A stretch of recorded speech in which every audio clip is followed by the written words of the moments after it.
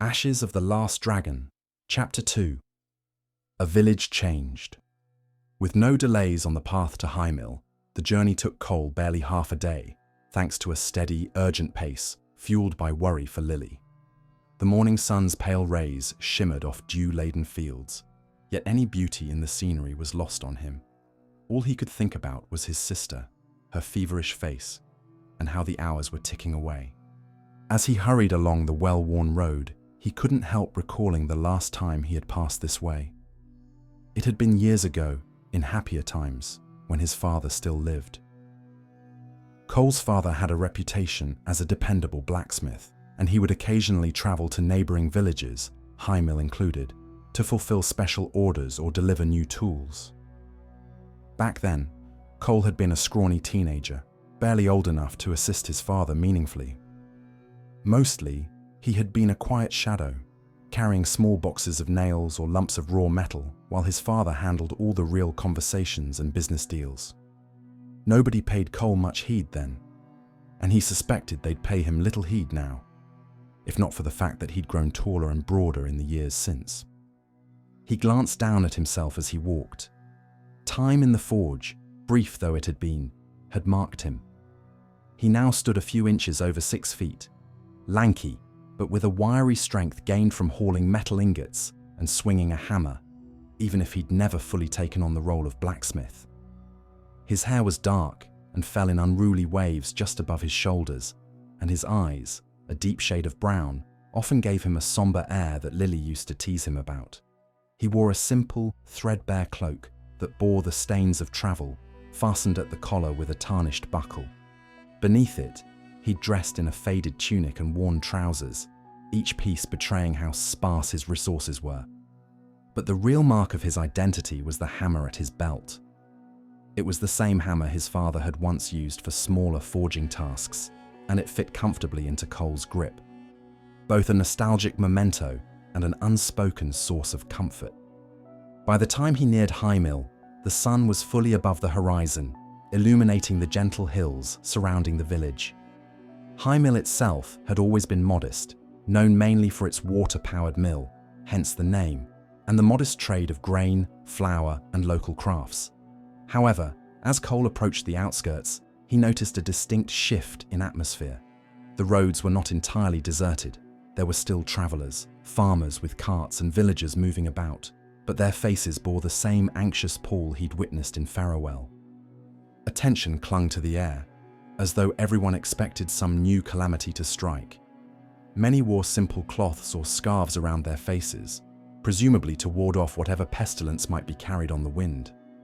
Others simply hunched their shoulders, as if bracing themselves for bad news or an unpleasant encounter. Cole saw few genuine smiles, and no one so much as nodded in greeting when he walked by. Stepping past a half-collapsed fence marking the village boundary, Cole paused to take in High Mill's main thoroughfare. It was dirt underfoot, with shallow ruts from cartwheels. Once, he remembered vibrant colours here, peddlers hawking wares, laughter bubbling from an inn's open windows. He recalled stands selling fresh vegetables or roasted meats, the aroma filling the air in a tempting wave. That memory felt distant now. Where once a row of lively market stalls had stood, Cole saw only a handful remaining. Several were boarded up, their signs hanging crookedly, paint peeling under the relentless sun. At one time, the inn at the far corner had a cheery sign depicting a frothing mug of ale, but now that sign lay on the ground, split in two, the building's doors firmly shut. A couple of men lingered outside the inn's entrance, speaking as if there were confirmation of rumors, their expressions grim. If Cole hadn't known better, he might have thought a war had razed the region. He skirted around a scrawny dog sniffing aimlessly at a refuse heap. The poor animal glanced up at him, ears flattened, then went back to its search. Cole felt a pang of sympathy, both for the dog and for the entire village.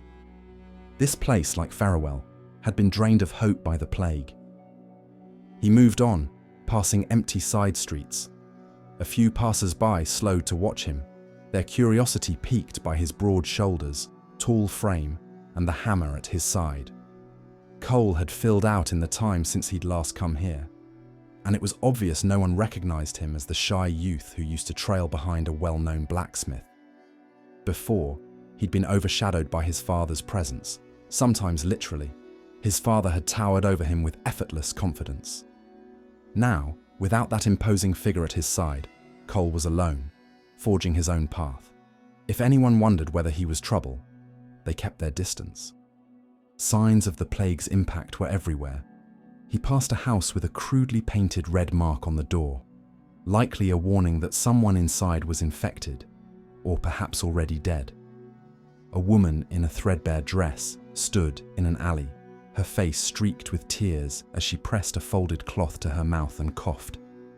Another figure, leaning against the wall behind her, eyed Cole warily but said nothing. The gloom pressed in on him like a heavy cloak of despair.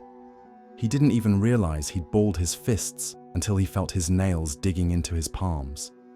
Each pitiful sight hammered home his urgency. Lily needed help, and she needed it now. In the midst of his brooding, a flicker of color caught his eye.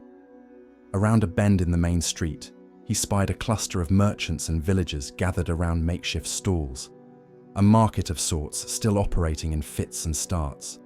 The voices there were hushed, laden with worry, but the meager commerce reminded him that life persisted, no matter how precarious. Cole emerged into this small square, the uneven cobblestones underfoot reminding him of a time when he'd strolled here with his father, marveling at dyed fabrics and polished trinkets on display. Now, the vendors sold mostly dried beans, stale bread, or heavily rationed vegetables. There were no colorful ribbons or exotic spices, just the bare essentials. He inhaled deeply and regretted it immediately. The odors of unwashed bodies, rotting produce, and that omnipresent smoky tang from somewhere not too distant made his stomach churn. Pulling his cloak tighter, he wove through the scattered stalls, catching bits of conversation that swirled around him like biting insects. They say the plague's gotten worse in Oxford. Ashes rising day and night. Think that started after that strange fellow passed through. Who'd brave the woods these days? Nobody, unless they had no other choice. It was the same fear-mongering he'd heard in Farewell, only amplified. Oxford's name seemed to float off every tongue, as though it were a cursed place or a gateway to doom. He guessed that each rumour was more grim than the last, yet something about them resonated in his gut, stoking both worry and curiosity. Clutching the worn cloth sack containing his father's old forge goods, Cole pushed through the market square. A pang of nostalgia surged in him, recalling how, in another life, his father might have been among these vendors, occasionally offering custom knife blades or small metalworks to supplement their income. Cole had stood awkwardly by, overshadowed and unnoticed. Now no one recognized him, but he felt strangely relieved by that fact. He didn't want to talk about the father he had lost or the sister he was desperately trying to save. He spotted a sign above a narrow storefront at the edge of the square. Fallow's General Goods. Memories stirred. His father once mentioned that Fallow's was a reliable place to buy raw materials. With determination, Cole pushed the door open. Inside, the air felt stale, lit by a single sputtering lamp. Shelves crammed with dusty pouches, rolls of fabric, and jars of unknown preserves lined the walls. At the counter stood a middle-aged shopkeeper, salt and pepper hair framing a lined face. He was polishing a brass scale in a slow, methodical way, pausing only when the door's creak announced Cole's entrance. "Help you?" asked the man, wariness flickering in his eyes as he assessed Cole's travel-worn appearance. Cole set his cloth bundle on the counter and carefully unwrapped the half-forged blade, the chisel, and a small hand axe. "I need to sell or trade these," he said, thinking how his father once used them, before forcing himself to let go. "They were my father's. I need coin, or anything that might help me pay an alchemist." The shopkeeper's gaze roamed over the items. "We don't see many smith-made pieces these days," he said, voice softening. Most folks are just trying to survive the plague, not commission new work. He lifted the blade, examining its unfinished edge. Solid craftsmanship, though incomplete, could be turned into something worthwhile with the right touch. Cole shifted his weight, impatience curling in his gut. He tried not to let it show. Yes, sir. Anything helps. The man ran a thumb along the chisel's handle, nodding thoughtfully.